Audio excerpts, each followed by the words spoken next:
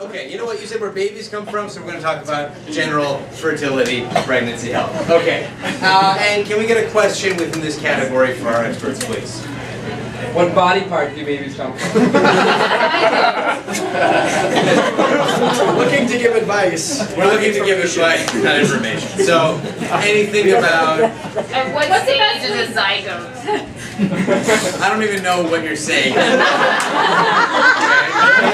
What's What's the best way to make a baby? Okay, great. What's the best way to make it? The best way to make a baby is to have a sperm enter and wiggles its way in, gets inside, fertilizes the egg, and then after 9 months of gestation, boom, you got a baby. Now, how does that all come to pass in the first place? Well, I think everybody knows how that comes to pass. Bang. You gotta bang first. So everybody, if you're not banging, you're not going to be having a baby. It's that simple. Fundamental advice for sure. Thank you. By the way, I'm Rob the ecologist. Buckle up. You see, in nature, it's not so much about how to make a baby. It's more how to make a good baby.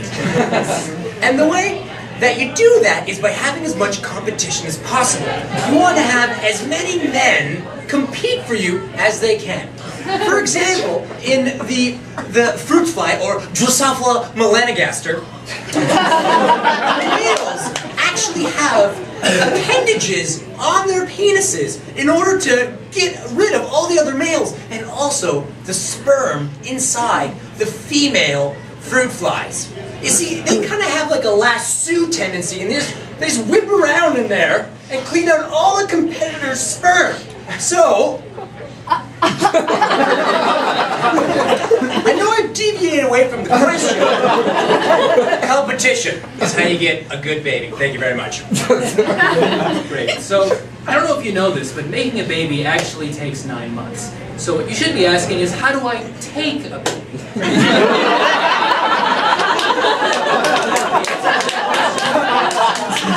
All you need is a burlap sack. Wow! Open up into child care in general as well. Any questions at all? How much should I hit my kids? Not okay. Should I let my baby cry at night? Or should I pick it up? Should I let my baby cry at night, or should I... Was Furbright? Well, should you let your baby cry? I think one of the things that you have to think about is you have to strike a delicate balance, right? Because the thing is that when babies are learning, they learn by, a little bit of classical conditioning. So if they learn, okay, every time I cry, my parent is just going to come to me, then all of a sudden they're just crying all the time for the most trivial, meaningless things, and they don't learn that independence that they so need to become useful children. Okay? Useful, right?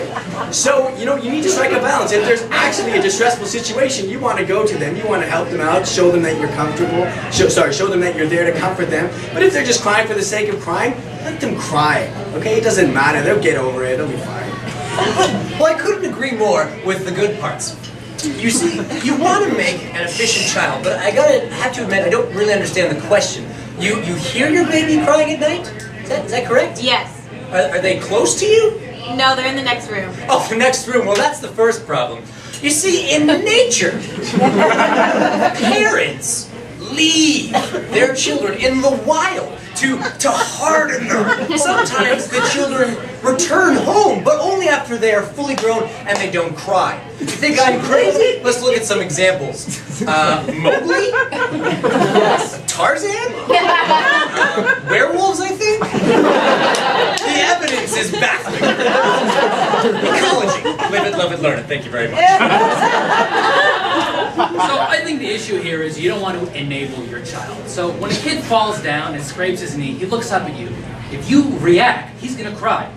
So you want to do the complete opposite of that. So when your baby cries, you take its tears and you just put them in a bottle and you just smile at him. And every time he cries, you do that. And at one time, you just drink that bottle. Don't break eye contact. Just... Very magnificent. And, I just just checking the watch. I think we have time for one more question. So is there another question anyone's been thinking How about? to have triplets? How do I maximize the chances of having? He's not even aware. How do you maximize your chances of having triplets? Well, the thing is that I'm not like 100% sure about this, but I'm pretty sure that you know, the tendency towards having multiple eggs come down the tube is you know, is a little bit of a genetic, you know, you have a genetic predisposition towards that happening. But what some people do is if they want to have you know, more than one kid, they have something called fertility therapy, where you know, you can have more than one egg coming down, you know, your fallopian tube, so that you can have more chances of more sperms fertilizing more eggs at a time. Now, the thing is that when you have triplets, your life is fucked, so I wouldn't recommend it. Yeah, that's a lot of fucking work. But you know what, to each his own. If you want triplets, go for it. Fertility therapy only. Interesting, interesting. I was a little lost in the middle there. The question is how to have 3 kids, triplets? Yep. See, in nature, to do this, you would have sex with 3 different women at the same time. Thank you very much. I don't know where your head's at, Bob, but I think 3 penises at the same time is even better.